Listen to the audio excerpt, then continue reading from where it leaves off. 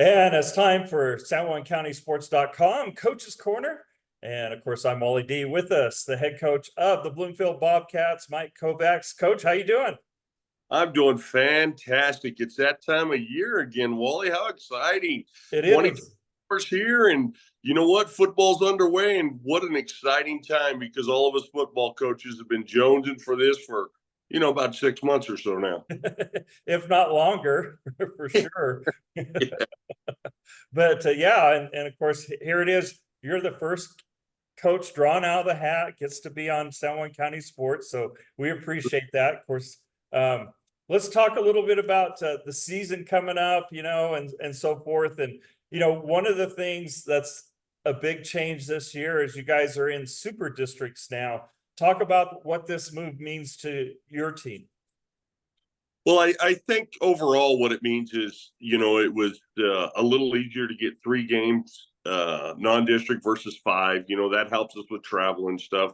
But the real thing is the super district, now that you split it in half, at least it's going to sum up what it's going to look like for a playoff pitcher after you get through your district. So it means a lot for, seeding and selection like that. But it also means a lot that, it's going to dictate where we look at and where we need to be halfway through the season, 3/4 through the season, at the end of the season.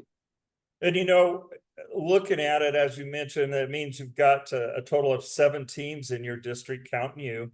And does this also make, I know you guys play tough schedules. You played some bigger schools last year. How's the rest of the competition look like in the district? Is it going to be pretty challenging?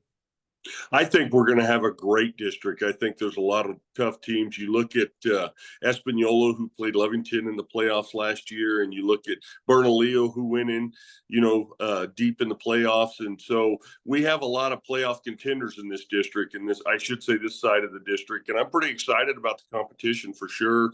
Taos has a new coach. We have Moriarty now. Instead of playing them once every other year, we get to start playing them every year. So it's real exciting. And talking about that, you got 3 games to start this season. How critical are those 3 games to get you ready for district? Because, used to you had, 5 or 6 games to get ready for district. Now it's like district comes and you've got to be ready.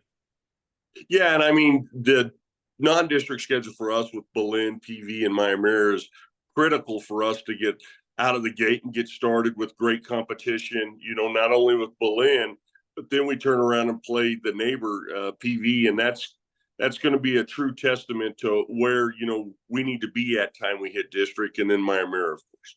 Yeah, definitely. That you'll play up a level there, and PV's always a solid team. Coach Hal always he knows how to get those kids to play. Oh, absolutely, and they went deep last year. They got knocked out by Artesia, but Coach Hal does him and Coach Worth do such a great job preparing for all the local schools. And, it's that rivalry at San Juan County, and it's just going to be a fun time for us. Now, as you look at last year, you guys were state runner-up. The year before, you were state champions. How do you keep your team motivated? You've been there. Some of these kids have been there. You've got new kids coming in. But how do you keep your kids motivated as you go into this season? A lot of stuff that we talk about is what mark are they going to make on this year, 2024. Let's not live on everybody else that was before us. They laid the groundwork. They put the bricks down for us. Now, what bricks are we going to put down to lay for the young athletes behind them? And we really try to motivate them in the weight room, in the off season, about their identity and their year.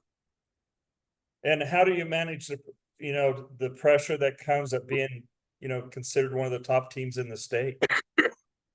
Well, I don't try to look at that. All we're trying to do is we're getting ready for Farmington. We got a scrimmage this week with them, and we take it 1 week at a time. You know how I am. I've always been that way. And, if we come out on top and these kids bust their butts and they can, establish themselves a number 2, a number 1 ranking, then it's because of the work and dedication they put forward. And over the past couple of years, you had some really standout players.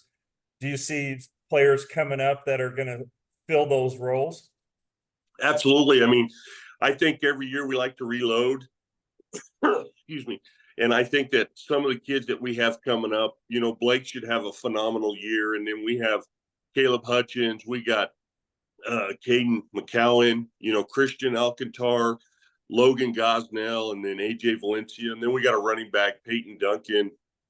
And then if you look at our O line, it's fantastic. Defensively, Coach Lynch has probably got 7 of the 11 back, so it'll be fun. Yeah, definitely so. And you mentioned Coach Lynch. I mean, what an honor for him to get named at the NMOA, and I mean, just what an amazing coach he is. Yeah, for all the years that he's put in Bloomfield football, it's excuse me, it's been a fun ride so far, and I hope we have many years left. And as you go into this season, you know, what are your primary goals for the team, both on and off the field? Well, you know, the first goal is you always want to look off the field, right? Are we going to build good young men? Somebody that has a great work ethic, somebody that has great habits, going to do great in education. The athlete part of student athlete is last. You always want the good student and the one that's going to represent his school, his community, and his family.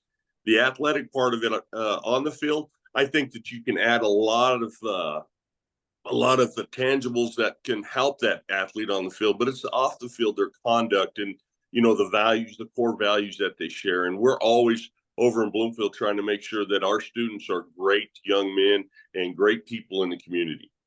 Yeah, and you know, you mentioned that, and you know, I mean, I kind of see that firsthand, of course, broadcasting the games, but then also you know, your student athletes that come through and get scholarships through the foundation, through the Wally D Sports Scholarship Foundation, and they're just really amazing young men. You know, I get to talk to them firsthand and so forth, and you see their dedication to what you've taught them, and then you know, and then seeing them getting ready to go to college, and even the ones a year before that go to college and so forth, and you know, so you're doing a great job with your kids over there.